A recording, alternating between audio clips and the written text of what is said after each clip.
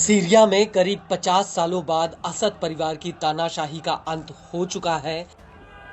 हयात तहरीर अल शाम यानी एचटीएस की अगुवाई में तमाम छोटे बड़े विद्रोही समूहों ने असद की सत्ता को उखाड़ फेंका।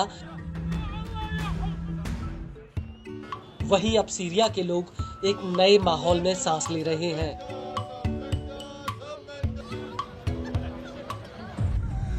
हालांकि दमिश्क पर जब विद्रोहियों ने कब्जा किया था, उस वक्त पूरे सीरिया में भगदड़ जैसे हालात थे।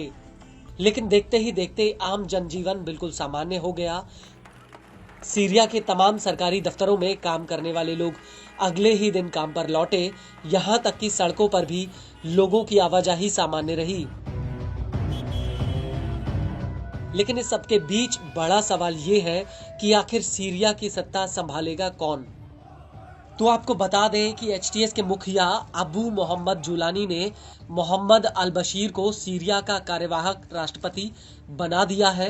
बशीर ने अपने एक संबोधन में ऐलान किया कि वो 1 मार्च 2025 तक सीरिया की बागडोर संभालेंगे, जब तक कि सीरिया में चुनाव होकर नई सरकार ना बन जाए।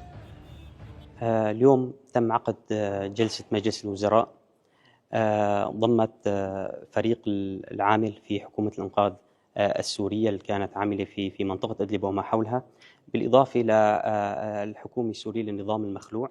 عنوان الجلسة هي عبارة عن نقل مؤسسات والملفات من حكومة النظام المخلوع إلى حكومة السورية المؤقتة من أجل استلام هذه الملفات وتسيير الأعمال. يعني راح تكون حكومة سورية لتسيير الأعمال خلال فترة انتقالية إن شاء الله ممكن تنتهي في 1/3 بإذن الله. هذا تكليف كان من قبل القيادة العامة، تم تكليفنا بتسيير الأعمال للحكومة السورية حتى 1/3। लेकिन इस सबके बीच बड़ा सवाल ये है कि आखिर मोहम्मद बशीर कौन है और क्या उनमें सीरिया की सत्ता संभालने की ताकत है, और अगर है तो क्या उन्हें अमेरिका और तुर्की का सपोर्ट मिलेगा। तो आपको बता दें कि मोहम्मद अल बशीर का जन्म 1983 में इदलिब प्रांत के जबाल जवाइया इलाके में हुआ था। उन्होंने साल 2007 में अलेप्पो यूनिवर्सिटी से इलेक्ट्रॉनिक इंजीनियरिंग की डिग्री हासिल की थी। बशीर इदलिब में विद्रोहियों की सरकार में इस्लामिक शिक्षा के डायरेक्टर रह चुके हैं। बशीर ने इदलिब यूनिवर्सिटी से सिविल कानून की पढ़ाई भी की है।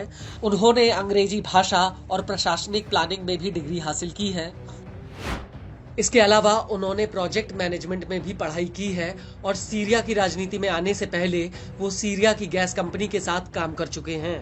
इसके अलावा वो अल अमल एजुकेशन संस्थान के डायरेक्टर भी रह चुके हैं, जो सीरिया में युद्धग्रस्त बच्चों को मुफ्त शिक्षा मुहैया कराता है। इदलिब सरकार में उन्हें विकास और मानवीय मंत्रालयों का मंत्री बनाया गया था।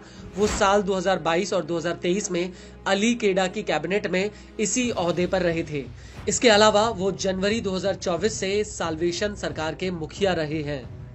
आपको बता दें कि इदलिब में साल्वेशन सरकार साल 2017 से काबिज है, जिसके खुद के मंत्री, विभाग, न्यायपालिका और सुरक्षा अथॉरिटी है, जिसका काम इदलिब और आसपास के इलाकों में सरकार चलाना था।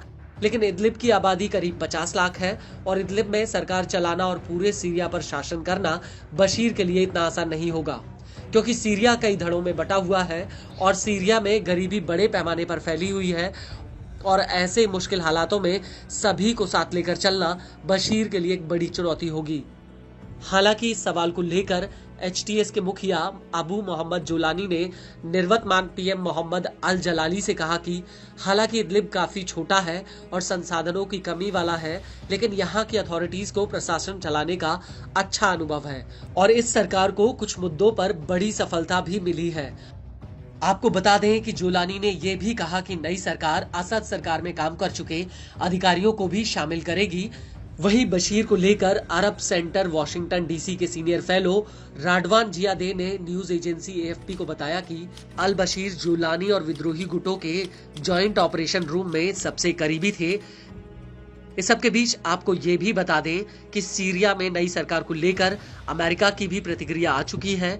अमेरिका का कहना है कि वो सीरिया की नई सरकार को पूरी तरह से सपोर्ट करेगा।